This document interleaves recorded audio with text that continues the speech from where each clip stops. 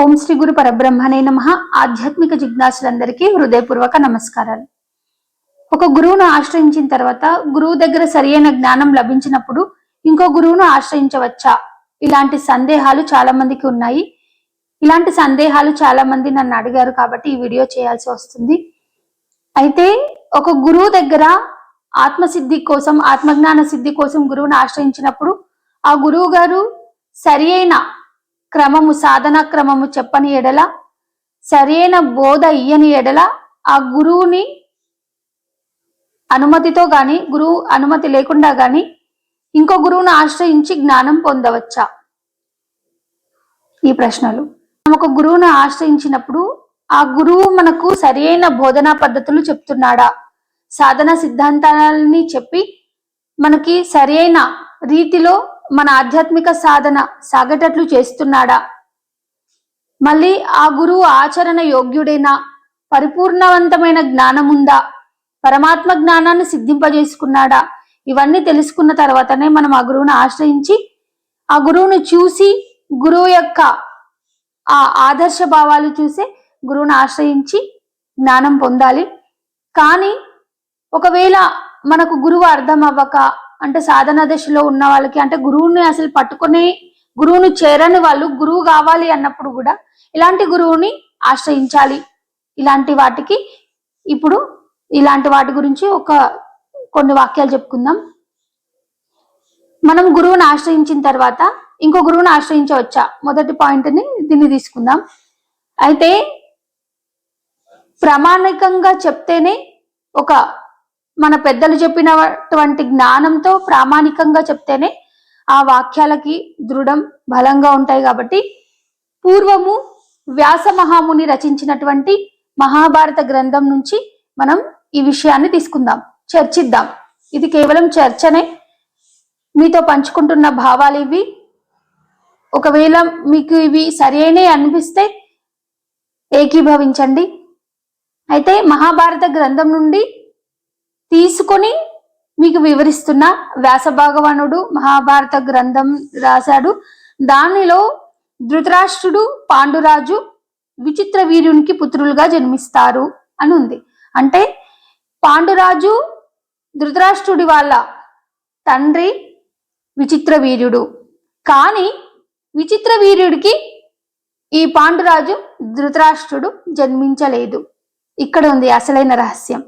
విచిత్రవీర్యుడు అంబాలికని వివాహం చేసుకుంటాడు. కానీ సంతానోత్పత్తి జరగకముందే విచిత్రవీర్యుడు మరణించడం ద్వారా ఈ కురువంశం వంశాభివృద్ధికి సంతానం లేకపోవడం వల్ల పూర్వం నియోగ పద్ధతి ద్వారా వ్యాస మహాముని ఆశ్రయించిన ఆ కురువంశము పెద్దలు ఈ వంశం ముందుకు సాగాలంటే వ్యాస భగవాను ఆయన తపశ్శక్తితో ఈ అంబాలికకు పుత్రులు జన్మించాలనే సంకల్పంతో వ్యాసుని ఆశ్రయించినప్పుడు వ్యాస మహాముని నియోగ పద్ధతి ద్వారా, అంటే నియోగ పద్ధతి అంటే ఇక్కడ మనం తెలుసుకోవాలి, అంటే ఇది ఆధ్యాత్మికానికి మాత్రమే ముడిపెట్టాలి, సమాజరీత్య లౌకికానికి కాదు. అలౌకికానికి ఆలోచిస్తేనే ఇది సరిపోతుంది, లౌకికానికి కాదు. ఇది అలౌకికానికి, పారమార్థికానికే దీన్ని అన్వయించుకోవాలి. ఈ ప్రపంచానికి కాదు. ప్రపంచానికి అన్వయించుకుంటే ఏమవుతుందంటే అల్లకొల్లోలం అవుతుంది, ఏమంటారు, ఇలా తప్పులు వెతకాల్సి వస్తుంది. కానీ పారమార్థిక దృష్టి ఆలోచిస్తే, ఎందుకంటే వ్యాస భగవానుడు ఋషి కాబట్టి మనం ఆయన హృదయాన్ని అర్థం చేసుకొని ఈ సంఘటన, ఈ వృత్తాంతాన్ని చెప్పుకుందాం. ఎప్పుడైతే విచిత్ర వీర్యుడు మరణించిన తర్వాత అంబాలికకు పుత్రులు లేరు, ఈ కురువంశం ముందుకు రాదు. కాబట్టి వ్యాస భగవానుని ఆశ్రయించినప్పుడు వ్యాస భగవానుడు నియోగ పద్ధతి ద్వారా అంబాలికకు ధృతరాష్ట్రుడు, పాండురాజు అనే పుత్రులు జన్మించేటట్టు చేశాడు. అంటే నియోగ పద్ధతి అంటే భర్త ఉన్నా కూడా, అంటే భర్త పుత్రులే, అంటే వ్యాస మహాముని ద్వారా జన్మించిన పుత్రులైనా కానీ వాళ్ళు ఎవరి పుత్రులు? విచిత్ర వీర్యుని పుత్రుల్లాగానే పరిగణించబడతారు నియోగ పద్ధతిలో. అంటే మనకి ఇక్కడ ఏం చెప్తుంది మహాభారత గ్రంథం అంటే, విచిత్ర వీరుడికి పుత్ర సంతానం లేని ఎడల, అంటే అంబాలిక అనే ఇద్దరు శిష్యులు విచిత్ర వీర్యుని దగ్గర శిష్యరికం చేసినప్పుడు వీళ్ళకి గురువు లేని ఎడల, లేకపోతే గురువుకి జ్ఞానం లేని ఎడల ఒకవేళ గురువే లేని ఎడల, అంటే గురువు మరణించిన ఎడల, గురువు సరైన జ్ఞానం ఇవ్వని ఎడల, ఈ అంబిక అంబాలిక అనే ఇద్దరు శిష్యులు నిష్ప్రయోజులు కాకుండా ఉండడానికి వేరే గురువు అయినటువంటి వ్యాస మహాముని నియోగ పద్ధతి ద్వారా వీళ్ళకి, ఈ శిష్యులకి జ్ఞానం అనే పుత్రుణ్ణి ప్రసాదిస్తారు. అయితే ఇక్కడ ఒకటి ఆలోచించాలి. ఈ నియోగ పద్ధతి అంటే పూర్వము గురువును ఆశ్రయించినా కూడా ఆ గురువు దగ్గర సరైన జ్ఞానం లేకపోతే ఇంకో గురువు దగ్గర ఆ జ్ఞానాన్ని తెలుసుకుని సాధన చేస్తూ ఎవరి శిష్యులని చెప్పుకోవాలి అంటే పూర్వం ఎవరి దగ్గర అయితే ఉపదేశం తీసుకున్నావో ఆ గురు శిష్యులుగానే ఉండాలి అని మనకు ఈ మహాభారతం చెప్తుంది. అంటే జ్ఞానం గురువు దగ్గర ఒక తెలిసి తెలియక గురువు దగ్గరికి వెళ్ళినా గానీ, ఈయన గురువు అని భావించినా గానీ, లేదా గురువు మరణించిన తర్వాత కూడా జ్ఞానం ఎలా సిద్ధింపజేసుకోవాలనే ఒక సంశయం వచ్చినప్పుడు ఇంకో గురువుని ఆశ్రయించి ఆ గురువు ద్వారా జ్ఞానాన్ని పొందవచ్చు, మోక్ష స్థితికి వెళ్ళవచ్చు. ఇక్కడ మీకు ఒకటి ఆలోచన రావచ్చు. అంబిక అంబాలిక అనే ఇద్దరు శిష్యులకు ధృతరాష్ట్రుడు పాండురాజు పుట్టిండు కదా. మరి వ్యాస భగవానుడు ఒక ఋషి, ఒక యోగి, ఒక ఋషీశ్వరుడు, ఇంత పెద్ద మహాభారత గ్రంథాన్ని రాసి మానవాళికి అందించిండు కదా. అట్లాంటి యోగీశ్వరుడి యొక్క పుత్రుడు నియోగ పద్ధతి ద్వారా ధృతరాష్ట్రుడు జన్మించాడు అంటున్నారు కదా. ధృతరాష్ట్రుడేమో అహం మమతో ఉన్నాడు, పాండురాజేమో సత్వగుణ సంపన్నుడు ఉన్నాడు. ధృతరాష్ట్రుడు సత్వ రజస్తమో గుణాలతో ఉన్నాడు, పాండురాజు సత్వగుణంతోనే ఉన్నాడు కదా. మరి ఎలా అంత పెద్ద మహాముని ఉపదేశం చేసి, అంత పెద్ద గురువు ఈ అంబాలికలకు ఉపదేశం చేయడం ద్వారా వీళ్ళిద్దరు ఇట్లా పుట్టిరు? ఎలా పుట్టారు? ఎందుకు ఇట్లా ఈ ధృతరాష్ట్రుడు గుడ్డిగా, ఈ పాండురాజు పేలిపోయినట్టు అంటే వాలిపోయినట్టు, ఒక ఇట్లా దీనంగా, అంటే ఆ కలర్ అంటే వాలిపోయినట్టు పేలిపోయినట్టు, అంటే సత్తువ లేకుండా జన్మించారు అంటే ఇంకొకటి ఒక కారణం ఉంది. దీన్ని కూడా లోతైన విశ్లేషణ చేద్దాం.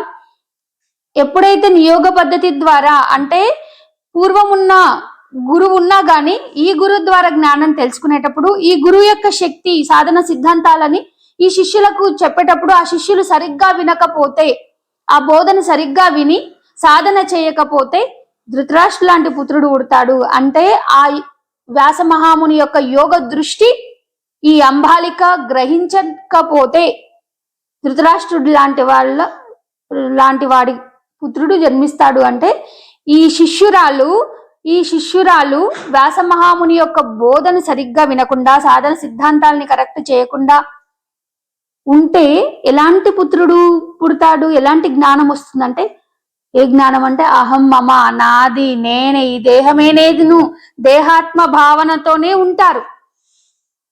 అదే వ్యాస మహాముని ఇంకో శిష్యురాలైన అంబాలికకి ఉపదేశం చేస్తే ఆమె సాధన చేసింది.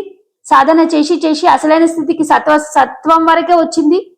సత్వం శుద్ధి చేసుకోలేకపోయింది కాబట్టి ఆమె అసంపూర్ణమైన జ్ఞానంతో ఉంది. ఇక్కడ ఎవరిది తప్పు అంటే, ఏది అంటే ఎంత పెద్ద మహాముని ఋషీశ్వరుడు వచ్చి ఉపదేశం చేసినా కానీ ఆ ఉపదేశాన్ని, ఆ జ్ఞానాన్ని పొంది సాధన చేసి సిద్ధింపజేసుకునేది శిష్యుడు మాత్రమే.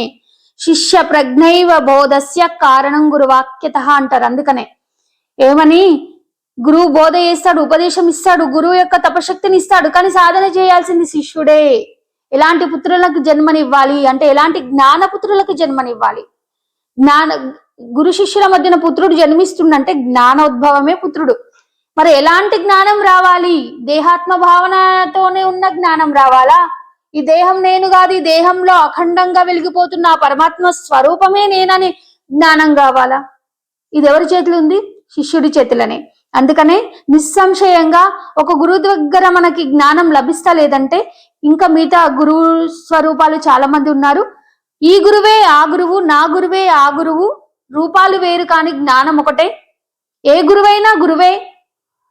అంటే ఏ పాత్రలో పోసిన నీరు, పాత్రలు వేరే కానీ నీరు ఒకటే అన్నట్టు చూస్తే తప్పకుండా జ్ఞానం సిద్ధిస్తుంది. ఇంకో గురువుని ఆశ్రయించవచ్చు, ఇంకో గురువు దగ్గర జ్ఞానాన్ని పొందవచ్చు, ఈ జన్మని మళ్ళీ జన్మ లేకుండా ఉండవచ్చు. అంటే జ్ఞానం వస్తే ఇవన్నీ తుచ్చం అనిపిస్తాయి, ఈ జన్మలే లేవనిపిస్తాయి.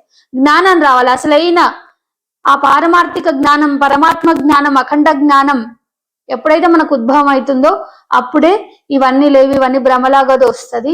అప్పుడే ఏం తెలుస్తుంది అంటే అంతా గురు పరమాత్మే ఉంది అంటే ఏకాత్మ భావన కలుగుతుంది. ఎప్పుడైతే నేను ఆశ్రయించిన గురువు ఒకడే, ఇంకా జ్ఞానం చెప్పే వేరే గురువులు కూడా ఒక్కరే అంటే ఈ గురువు ఆ గురువు ఒక్కరే, పాత్రలు వేరు, శరీరాలు వేరు, కానీ జ్ఞానం ఒకటే. కాబట్టి నాకు ఇక్కడ సరిగ్గా దొరకనప్పుడు నేను అక్కడ ఆశ్రయిస్తున్నా ఈ గురు రూపాన్ని ఆ గురు రూపంలో చూస్తూ అక్కడి నుంచి నేను జ్ఞానాన్ని ఆశ్రయిస్తున్నా అని ఈ మహాభారత వృత్తాంతం మనకి నియోగ పద్ధతి అనేది మనకు తెలుపుతుంది. నేను ఆలోచించినప్పుడు అంటే నాకు ఈ సంశయం వచ్చినప్పుడు ఆ కోణంలో ఆలోచించాను కాబట్టి ఇది చెప్పాను మీకు. అయితే అన్యథా భావించొద్దు, ఇది ప్రపంచానికి తీసుకుంటే తప్పు అవుతుంది, అధర్మం అవుతుంది. ఈ పద్ధతినే పారమార్థికానికి అలౌకికానికి తీసుకుంటే పరమార్థం అవుతుంది, అర్థం లేనిది అవుతుంది లౌకికానికి తీసుకుంటే. ఎందుకంటే నియోగ పద్ధతి అంటే అది పుత్రులు జన్మించడం, అది మహాభారతం అనేది ఈ సమాజం తీసుకోవడం కాదు, ఆధ్యాత్మిక కోణంలో ఆలోచిస్తున్నాం కాబట్టి, మనం ఆధ్యాత్మికతతో ఉన్నాం కాబట్టి ఆ విధంగానే ఆలోచిస్తున్నాం కాబట్టి ఆ విధంగా ఆలోచిస్తే మనకు మహాభారత గ్రంథంలోనే దీనికి రహస్యము, దీనికి సరైన సమాధానం దొరికిందని ఆశిస్తున్నా. మీకు ఈ వీడియో నచ్చినట్టయితే మీ అభిప్రాయాలని కామెంట్ రూపకంగా పంచుకోవాలని ఆకాంక్షిస్తూ మీ సోదరి గాయత్రి. జై గురుదేవ. సర్వేజన సుఖినో భవంతు.